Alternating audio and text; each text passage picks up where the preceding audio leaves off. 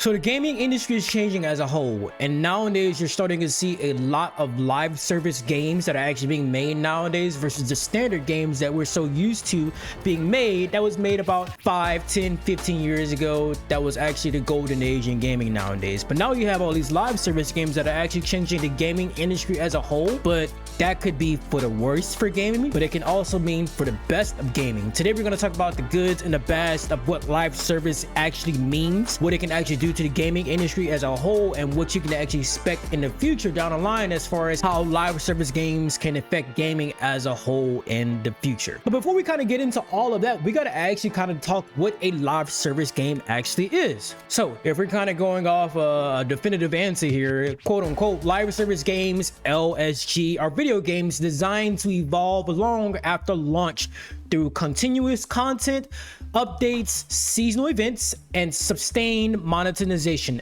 often utilizing battle passes and also in-game stores. So if you think of your Fortnites, you think of your Apexes, you think of some of those games that went live service, but they actually didn't really last too long, aka high guards. You think about Call of Duty, you think about Warzone, you think about all these different live service games, Arc Raiders, Marathon, and all those different games, right? Those are essentially your live service games. Games that are actually made to sustain a long period of monetization and also to provide seasonal updates and frequent contents to keep the game alive as long as possible. That's the way I look at live service games, right? Now, some of the standard games that we were so-called used to being having back in almost a decade ago, 10 years ago, 15 years ago, those are your standard full price games. You know, the OG Modern Warfare 2, the OG Modern Warfare 3, the Halo series, some of the older racing games, some of those storyline games, the games that technically doesn't really have any seasonal updates and things like that. Those are your standard multiplayer or standard games that we actually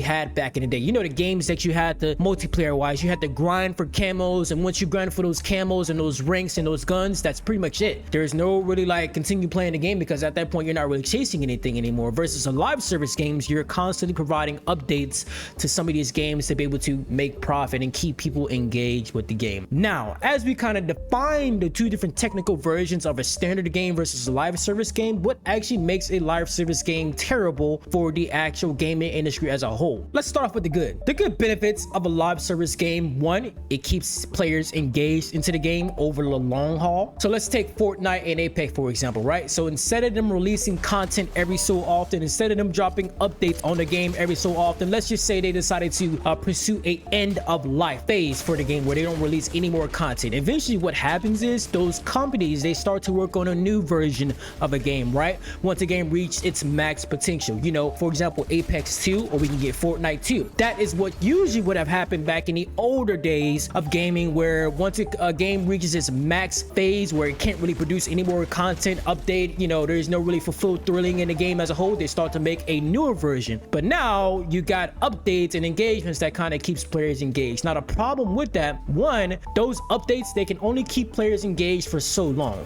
There are certain things that can actually keep a player engaged, such as new maps, new guns, and etc. But eventually it's still going to be the same game every so often. Now where live service games can actually be a problem is when you have those smaller companies try to start a live service game off with very minimal content, right? Minimum optimization, right? Very little performance, right? Games such as a High Guard, for example. I don't know if you guys noticed, but High Guard was actually a 3 versus 3 game that actually launched for a small team that actually came from the creators of Apex and Titanfall, right? There's a small team that came from Apex and Titanfall, and eventually that team came together to kind of create High Guard. In my opinion, High Guard was a game, but the problem that a lot of people had with High Guard was that High Guard was, their optimization was actually terrible, the gameplay was actually terrible, and the game as a whole was actually terrible, right? And probably more than likely, almost guaranteed, what was going to happen with High Guard is that they weren't going to put it as much money into the game from the launch of the game. Why? It's a small team, so they're trying to make money in the long run, and so that's why they made the game originally free as a whole, to kind of get people engaged into the game. And eventually down the line they were going to launch some content, seasonal updates, character optimizations, character in-game skins, currencies, etc, etc. And so what was going to happen was they were going to use that funding to be able to fund the game in the long run, get better optimization, get better character, get better in-game content, and all those different things. And so the problem with that was that a lot of people seen that evil at the beginning of the release of High Guard, and so that was the ultimate downfall of High Guard. The game only lasted 1 month, and now that 1 month later, that game is actually delisted on Steam nowadays. That's the actual downfall of live service games as a whole. A lot of small companies are going to take risks, make a game free to play, and that free to play game isn't going to be the best optimization wise, just because it's a small company. You're not going to put as much money into it at the beginning, and they're going to try to make money in the long run overall if they can technically last that long. Now, the good side of live service games is, one, we get to keep engaging content. People engage with the game. We get new characters, we get new guns, we get new maps, and we get all these different engaging tactics that keeps players engaged, and that makes the game a lot more fun in the long run. But the problem with that alongside is that we won't really get another version of the game, although more so updated version of the game, because their main focus is on the original game, the bread and butter, which is nowadays the Apex and the Fortnites. Now, is live service games technically better than the original versions of games we got, years ago? There was no seasonal updates, there was no content updates, there was no character customization. It was just straight, once you get the game, you get all of the skins that you have to unlock by playing the game over a long run, and usually those skins, technically you have to play the game for X amount of time, do X amount of challenges, or play characters for a certain long time before you actually get access to certain in-game content. Do you prefer that version of the actual gaming industry as a whole, or do you prefer the live service game as a whole? But while we're on that topic, if you guys are enjoying the video so far, I just want to say I appreciate you guys for tuning in to a small YouTuber. It helps me out quite a bit. Feel free to like, comment, and subscribe. That helps me as a small YouTuber grow. That helps me find people like you who find these videos actually interesting and can actually add value. But enough yapping, let's get back to the video. Now, let me know what you guys think. Do you guys actually enjoy live service games, or do you actually enjoy the original version of gaming industry as it was a few years ago, just because everything wasn't cost to pay? Now, another major issue with live service games is the simple fact they're trying to take as much money from the consumer as much as possible. In this example that we're going to talk about, we're going to talk about Call of Duty. We're also going to talk about Battlefield as well. What they like to do, the AAA platinum companies nowadays, they like to charge a premium price, that $70, that $80 price that they typically charge, and then they like to add additional cosmetics and in-game content on top of you playing that $70, that $80, that $90 value of the original game. So that goal of live service games for most companies, major companies I should say, is just to extract most of the consumers' money as much as possible. I feel like that's a bad way to kind of run a game as a whole. Why? Because at that point you're just in it for the money instead of in it for an actual great game in the long run. What I did like about a live service game that I actually released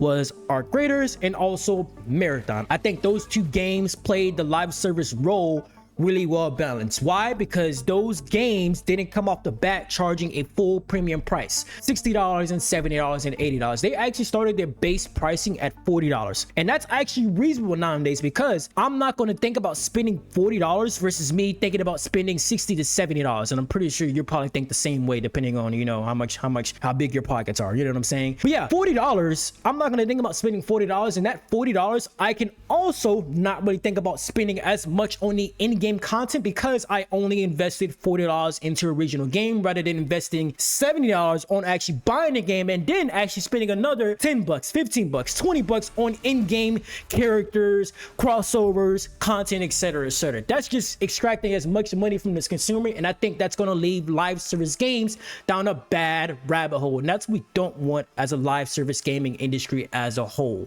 I think what Arc Raiders did, and I think what Marathon did, was a well-balanced game version of a live service game. I think that most live service games should, one, either be free, or two, they should start at a base price of $30 to $40 to $50 in that mid-range. Why? Because you're not going to think about spending that kind of money, and then you're also going to invest more money into the in-game content because you didn't invest that full premium price, $70, $80, $90 into actually gaining access and playing the game. I think that's a well-played move on Arc Raiders and Marathon, and if that keeps on continuing the trend of live service games, I think live service game can be a major plus in the gaming industry as a whole. But let me know what you guys think. Do you guys actually prefer the live service method, or do you actually prefer the OG method, how games were back in the day 10 years 15 years ago, where you had to just grind the game constantly, and once you got all of the content in the game, once you got all the skins, once you played out a map, etc., that's it. A game had to either launch a second version of the game, a third version of the game, or that company would have to launch a whole new game as a whole to kind of try something different anyway. So let me know what what you guys think. Also, if you guys enjoyed the content, feel free to subscribe as well. That lets me know if you guys actually enjoyed the content, such as me,